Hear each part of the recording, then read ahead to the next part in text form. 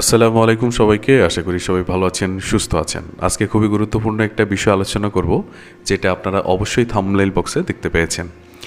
সবাইকে স্বাগত জানিয়ে আজকে ভিডিওটি এখান থেকে শুরু করতে যাচ্ছি। লার্নিং পয়েন্টে আমরা প্রতিনিয়ত ব্যাংক রিলেটেড যে সকল ভিডিও আছে প্রত্যেকটি ভিডিও আপলোড করে থাকি এবং আপনারা প্রতিনিয়ত সেটা আপডেট পেয়ে যান।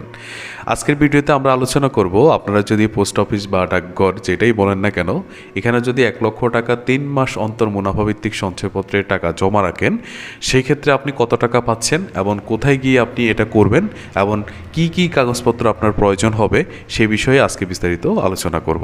ওকে, তার আগে বলে নিতে চাই, যারা এখনও পর্যন্ত আমাদের চ্যানেলটি সাবস্ক্রাইব করেন নাই, অতি দ্রুত সময়ের মধ্যে আপনারা চ্যানেলটি সাবস্ক্রাইব করে রাখবেন।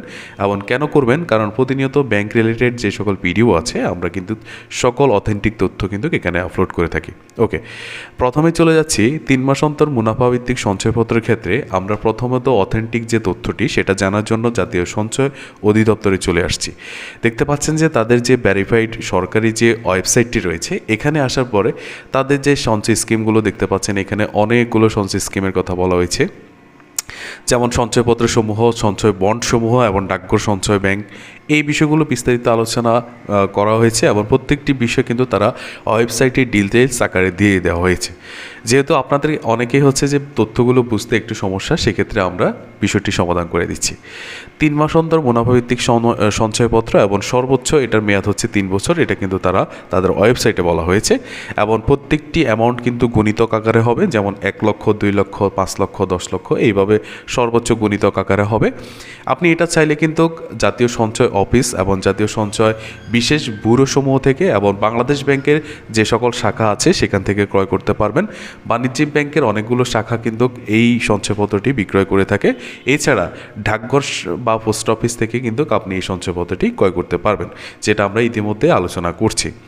এবার হচ্ছে আমাদের যে সঞ্চয়পত্রের জন্য তারা যে প্রফিট রেট বা লাভের যে পার্সেন্টেজ দিচ্ছে সে বিষয়টি একটু আলোচনা করি। এখানে বলা হয়েছে যে প্রথম বছরের জন্য তারা 10.65% পার্সেন্টেজ দিচ্ছে, দ্বিতীয় বছরের জন্য তারা 11.22% দিচ্ছে এবং 3 বছরের আনতে কিন্তু তারা 11.82% তারা লাভের পার্সেন্ট কিন্তু দিচ্ছে। এছাড়া যদি একটু নিচে আসি, এখানে কিন্তু অনেকগুলো তারা বিধিমালা দিয়েছে, এগুলো আপনারা নিজ দায়িত্বে পড়ে নেবেন, এগুলো বলছি না। তবে নিচে একটু তারা ব্যক্তিগত যে বিষয়গুলো আলোচনা করেছে সেটা হচ্ছে যে ক্রয়ের ঊর্ধ্বসীমা সম্পর্কে। এই বিষয়টি একটু গুরুত্বপূর্ণ, কারণ হচ্ছে অনেকে হচ্ছে যে আমরা তো আজকে সর্বনিম্ন 1 লক্ষ টাকা পর্যন্ত আলোচনা করেছি, অনেকের কাছে হয়তো বা এর থেকে অনেক বেশি অ্যামাউন্ট থাকতে পারে। সেই ক্ষেত্রে আপনারা একক ব্যক্তি, মানে শুধুমাত্র একজন ব্যক্তি কত টাকা এখান থেকে ক্রয় করতে পারবেন? শুধুমাত্র একজন ব্যক্তি সর্বোচ্চ 30 লক্ষ টাকা পর্যন্ত এই সঞ্চয়পত্রটি ক্রয় করতে পারবেন এবং এক বা একাধিক, মানে 2 জন বা 3 জন মিলে সর্বোচ্চ কিন্তু 60 লক্ষ টাকা পর্যন্ত এই সঞ্চয়পত্রটি ক্রয় করতে পারবেন। প্রতিষ্ঠানের ক্ষেত্রে সেটা বিষয়টি আলাদা হবে, প্রতিষ্ঠানের ক্ষেত্রে 50 কোটি টাকা পর্যন্ত সঞ্চয়পত্রটি ক্রয় করতে পারবেন। এছাড়া হচ্ছে অন্যান্য যে সুবিধাগুলো সেটা একটু পরেই কিন্তু আমরা বিস্তারিত আলোচনা করব। এবার চলে যাচ্ছি, এখানে যে প্রফিট রেটগুলো আমরা দেখেছি, এই প্রফিট রেটগুলোকে আমরা যদি 1 লক্ষ টাকার উপরে অ্যাপ্লাই করি, ক্যালকুলেশন অনুযায়ী আমাদের কত টাকা বের হয়েছে সেটা আমরা আপনাদের জন্য খুব সহজে বের করে রেখেছি। এখানে দেখতে পাচ্ছেন post office fixed deposit scheme 2026, যেটা আপনারা সঞ্চয়পত্র বলতে পারেন বা ফিক্সড ডিপোজিট যেটাই বলেন না কেন, যেহেতু আপনাদের বোঝানোর স্বার্থে আমরা কিন্তু এটা ফিক্সড ডিপোজিট হিসেবে ধরে নিয়েছি বা হচ্ছে সঞ্চয়পত্র বলেছি। এখানে আপনারা যারা ক্রয় করতে পারবে সেই জন্য আমরা এখানে সাবালক নারী এবং পুরুষ এটা কিন্তু ক্রয় করতে পারবে এবং তাদের বয়স কিন্তু অবশ্যই 18+ হতে হবে, মানে 18 বছরের ঊর্ধ্বে হতে হবে। এবার হচ্ছে এটা হচ্ছে পূর্ণ নির্ধারিত মুনাফার হার, তার মানে হচ্ছে বিগত সময় যে প্রফিট বা পার্সেন্টেজ রেট ছিল সেটা কিন্তু গত বছর বা এই বছর এসে কিন্তু যে পূর্ণ নির্ধারণ, মানে নতুন করে যে আপডেট হয়েছে সেই আপডেট অনুযায়ী কিন্তু আমরা আজকের হিসাবটি তৈরি করেছি। এখানে দেখতে পাচ্ছেন বাম পাশে আমরা দেখেছি 1 লক্ষ টাকা আমাদের যেটা বর্তমান প্রফিট, যেটা প্রফিটের জন্য আমরা রাখবো 1 লক্ষ টাকা আমাদের মূল টাকা। উৎসেকর হচ্ছে যে এখানে যে বিষয়টি সেটা হচ্ছে যে আপনাদের টিন সার্টিফিকেট অনেকেই দিচ্ছেন বা টিন সার্টিফিকেটের বিষয়টি, যেটা সরকার নির্ধারিত একটি উৎসেকর কিন্তু কেটে থাকে। সেক্ষেত্রে 1 লক্ষ টাকা 5 লক্ষ টাকার নিচে যারা সঞ্চয়পত্র ক্রয় করবে সেই ক্ষেত্রে হচ্ছে যে অবশ্যই 5% উৎসেকর এবং 5 লক্ষ টাকার উপরে হচ্ছে 10% উৎসেকর এবং হচ্ছে 10 লক্ষ টাকার অধিক হলে যে কিন্তু আপনাকে টিন সার্টিফিকেট অবশ্যই জমা দিতে হবে। এরপর হচ্ছে যে আপনি যে টাকাগুলো রাখবেন সেই টাকাগুলো আপনি 3 মাস অন্তর তুলতে পারবেন এবং 3 মাসে কত টাকা আসে সেটা কিন্তু আমরা এখানে রেখেছি।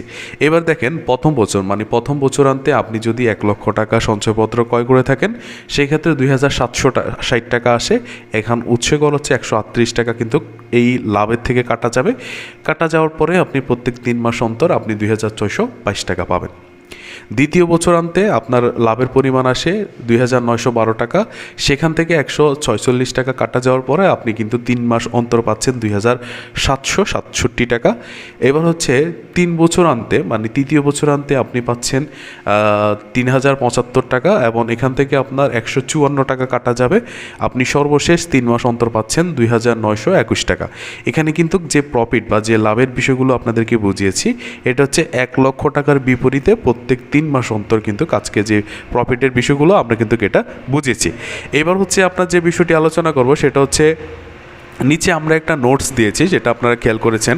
অবশ্যই নোট হচ্ছে যে নতুন রেট ঘোষণা হলে আপনাকে অবশ্যই বিস্তারিত জানতে হবে, কারণ হচ্ছে আজকে যে ভিডিওটি আমরা তৈরি করেছি এটা হচ্ছে যে আজ থেকে 5-6 মাস বা হচ্ছে 1 বছর পর যারা দেখবে সেক্ষেত্রে হয়তো বা এই পার্সেন্টেজ অনুযায়ী বা এই প্রফিটের অনুযায়ী কনফেয়ার করবে যে এই বর্তমান রেটের সাথে কিন্তু এই রেটটা বা এই ভিডিওটির কোনো তথ্য মিলছে না। সেক্ষেত্রে আপনাদেরকে বলবো যে আমাদের এই পার্সেন্টেজগুলো বর্তমান সময়ের পার্সেন্টেজ আমরা এখানে হিসাব করেছি। এখানে যে পার্সেন্টেজগুলো আছে এটা কিন্তু বর্তমান পার্সেন্টেজ হিসাব করেছি। এবার হচ্ছে আমরা কি ডকুমেন্টস ওখানে নিতে হবে সেই বিষয়গুলো দেখব। আপনি যদি সঞ্চয়পত্রটি ক্রয় করতে চান বা ডাকঘর সঞ্চয়পত্র থেকে ক্রয় করতে চান সেক্ষেত্রে আপনার যে কাগজপত্র লাগবে সেটা হচ্ছে জাতীয় পরিচয়পত্র, অবশ্যই জন্ম নিবন্ধন হচ্ছে যে 18 বছরের কম বয়সীর ক্ষেত্রে, আপনার যদি বয়স 18 বছরের কম হয় সেক্ষেত্রে আপনি জন্ম সনদটি নিতে পারেন। এবার হচ্ছে সদ্য তোলা বর্তমান যে পেজ কার্ডিং আছে সেটার অবশ্যই 2 কপি ছবি নিতে হবে। আপনি যাকে নমিনি হিসেবে সিলেকশন করবেন তার ভোটার আইডি কার্ড বা জাতীয় পরিচয়পত্রের ফটোকপি এবং 2 কপি ছবি অবশ্যই নিয়ে যেতে হবে। আর আমরা যেটা বলেছিলাম টিন সার্টিফিকেটের বেশি, এটা হচ্ছে যে 5 লক্ষ টাকার বেশি বিনিয়োগ যদি আপনি করে থাকেন সেক্ষেত্রে অবশ্যই টিন সার্টিফিকেটটি প্রয়োজন হবে। অতিরিক্ত যে তথ্যগুলো রয়েছে সেটা হচ্ছে যে আবেদন ফর্ম পূরণ করতে হবে, যেটা ডাকঘর অফিসেই কিন্তু আপনাকে সেখানে উপস্থিত হলে কিন্তু দিবে। তৃতীয়ত হচ্ছে যে ব্যাংক অ্যাকাউন্ট নম্বর, যেখানে আপনার লাভের টাকাটা, একটু আগে আমরা যে লাভগুলো বের করেছি, এখন অনেকে প্রশ্ন করতে পারে যে এই লাভের টাকা আমরা কীভাবে উত্তোলন করব। সেক্ষেত্রে কিন্তু আপনাকে একটা ব্যাংক অ্যাকাউন্ট নাম্বার যুক্ত করতে হবে, সেটা আপনি যে কোনো ব্যাংকে করতে পারেন এবং সেই ব্যাংক অ্যাকাউন্ট নাম্বার কিন্তু সেখানে জমা দিতে হবে। আপনার মুনাফাটা ওই ব্যাংক অ্যাকাউন্টে চলে আসবে এবং নমিনি নিয়োগ করতে হবে আপনাকে। অবশ্যই আপনার পরিচিত বা ক্লোজ কাউকে আপনাকে অবশ্যই সেখানে নমিনি নিয়োগ করতে হবে। এবার হচ্ছে যে আপনি কোথায় থেকে এই সঞ্চয়পত্রটি ক্রয় করতে পারেন, যেমন আপনার নিকটস্থ উপজেলা বা জেলা পোস্ট অফিসে যেতে হবে, যেখানে ডাকঘর সঞ্চয় অফিসার বা সংশ্লিষ্ট কর্মচারীর সাথে আপনাকে সেখানে কথা বলতে হবে। এবার হচ্ছে 3 নম্বর হচ্ছে প্রয়োজনীয় যে ফর্ম পূরণ করে আপনাকে জমা দিতে হবে এবং সেখানে গিয়ে আপনাকে টাকা জমা দিতে হবে।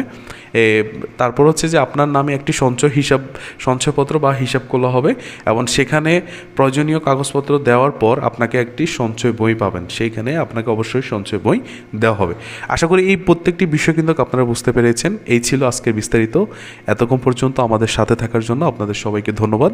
আর পরবর্তী ভিডিওর অপেক্ষায় থাকবেন। আশা করি আমরা প্রত্যেকটি আপডেটস কিন্তু আপনাদেরকে এই চ্যানেলের মাধ্যমে দিব। সবাইকে ধন্যবাদ জানিয়ে বিদায় নিচ্ছি। আসসালামু আলাইকুম ওয়া রাহমাতুল্লাহ।